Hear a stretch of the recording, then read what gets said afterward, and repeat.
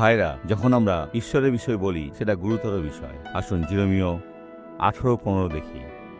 বাস্তবিক আমার প্রজাগণ আমাকে ভুলিয়া গিয়াছে, তাহারা অলিক বস্তুর উদ্দেশ্যে ধূপ জ্বালাইতেছে। তাহারা বৃথাই ধূপ জ্বালায়, যেটা জ্বালিয়ে আপনি কোনো গন্ধ পাবেন না। কিন্তু অন্যভাবে বললে তারা জাগতিক বস্তুর প্রশংসা করছিল।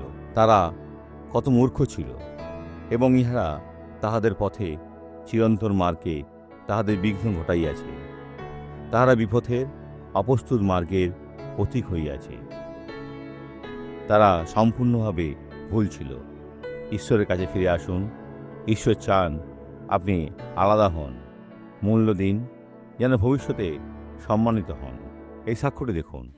আমি ভালো মতন চলতে পারি না, আমার পা একটু বাঁকা ছিল আর খোঁড়াতাম, চলতে গেলে পড়ে যেতাম কারণ আমি তুলতে পারতাম না। এখন কেমন আছেন? দেখলাম যে আপনি পা তুলছেন। এখন পারছি। এখন এখানে চলে আসুন। ভাইরা, উনি একজন যুবতী। এখন আর একটু চলুন। ঈশ্বরের গৌরব। ঈশ্বর আপনার পা সুস্থ করতে চলেছেন, আর আপনি আগামীকাল নতুন হয়ে উঠবেন। প্রিয়জন, যিশুর নামে ফিরুন। আপনি এখন দৌড়ে ফিরতে পারবেন। বন্ধুরা দেখুন, ভাইরা দেখুন, দেখুন দেখুন, ও যিশু তুমি সুন্দর। প্রার্থনা করি। পিতা, এই ব্যক্তিকে আশীর্বাদ করি। এদের মধ্যে থাকা মন্দকে যিশুর নামে ছেড়ে যেতে বলি। চলে যাবে, আর কখনো ফিরবে না।